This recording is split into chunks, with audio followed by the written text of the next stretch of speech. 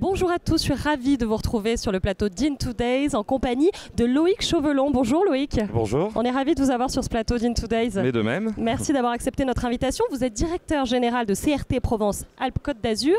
Qu'est-ce que vous venez faire sur cet événement? On passe au salon, on a dit.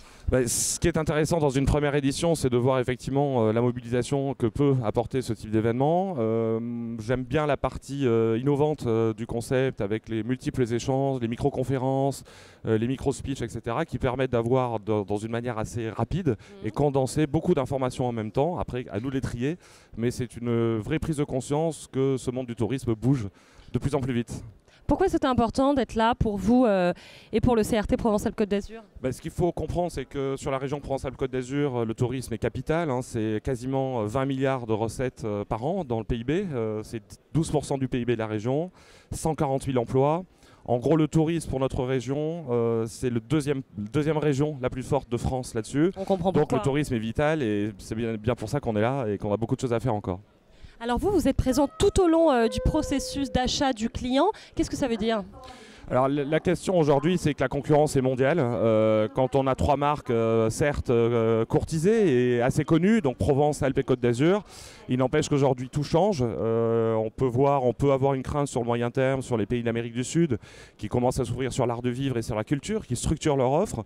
Donc par rapport à une clientèle d'Amérique du Nord que l'on a aujourd'hui, comment est-ce que nous, on va continuer d'exister, sans compter la clientèle asiatique aussi, qui elle se renouvelle et avec des nouvelles offres. Donc on doit être aujourd'hui capable d'exister tout au long du processus du client, depuis la notoriété de notre destination pour que tout simplement les clients mondiaux continuent de penser à la Provence, à la Côte d'Azur et aux Alpes, et puis ensuite de progressivement décliner les offres qui s'attachent à leurs attentes, avec notamment un objectif de renouvellement de clientèle. Alors justement, comment on fait face à tous ces enjeux, comment on organise cette espèce de millefeuille territoriale de la promotion touristique? C'est vrai que jusqu'à il y a encore 2-3 ans, il pouvait y avoir des actes un peu isolés de promotion qui avaient une certaine valeur pour certains territoires, où une ville de Provence, une ville de Côte d'Azur pouvait faire un événement. Il n'empêche aujourd'hui, face à la concurrence mondiale, on ne peut pas y aller tout seul parce que pour être justement autour de l'ensemble du processus d'acte d'achat du client, il faut des budgets. Et donc pour ça, il y a une vraie stratégie qui a été portée par Renaud Muselier, président de la région, et maintenant François de Canson, président du CRT, de regrouper l'ensemble des acteurs institutionnels mais aussi privés de ces destinations, donc tous les offices de tourisme de la destination Provence, tous ceux de la marque Côte d'Azur, etc., sous une des marques communes, donc la marque Provence, la marque Côte d'Azur et la marque Alpes, qui elles-mêmes ont défini leurs propres valeurs. Et aujourd'hui, nous avons une stratégie commune par marque, des budgets fédérés, et donc c'est bien cette fédération qui nous permet de nouveau d'exister dans des grands plans médias mondiaux, à la fois pour la notoriété, mais aussi pour stimuler les ventes. Ça, c'est typiquement un exemple de promotion grand format que vous pouvez mettre en place. C'est ça, c'est vraiment, on revient si tant est qu'on avait réussi à le faire avant, sur des campagnes mondiales, avec du coup des budgets conséquents. Donc là, le modèle économique est finalement, quand on a une stratégie commune et des objectifs communs, assez facile à trouver. Donc je peux citer l'exemple de la dernière campagne monde que l'on a réalisée avec l'OTA et Expedia. En gros, sur une mise de départ d'à peu près 50 000 € du CRT, les partenaires Provence ont ajouté 150 000 €.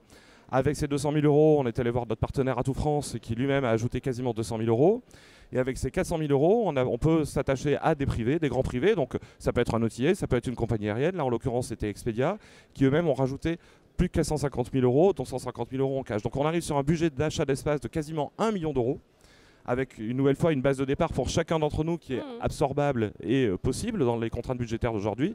Et ce million, forcément, ça crée des résultats dans des campagnes mondiales, dans le digital ou sur d'autres dispositifs qui permettent de remettre sur le devant de la scène nos destinations Provence, Alpes et Côte d'Azur.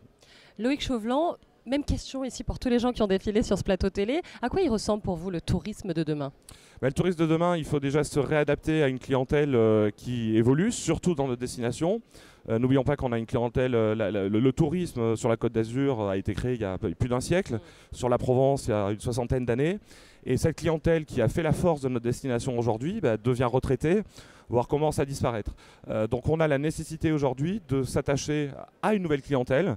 On parle des millennials évidemment, mais les millennials pas forcément de partout, il faut les choisir. On se rend compte notamment que le marché millennials des Chinois est totalement différent du marché de groupe des Chinois qui sont là aujourd'hui et qui ont visité notre destination depuis maintenant une dizaine d'années.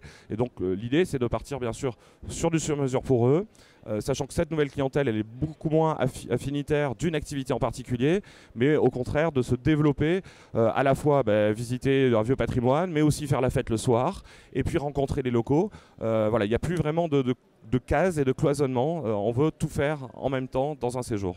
Merci beaucoup Loïc Chauvelan. Je rappelle pour ceux qui veulent venir discuter avec vous que vous êtes dans nos allées encore chez In2Days pendant un petit moment. Voilà, merci beaucoup. Merci beaucoup. Merci à vous.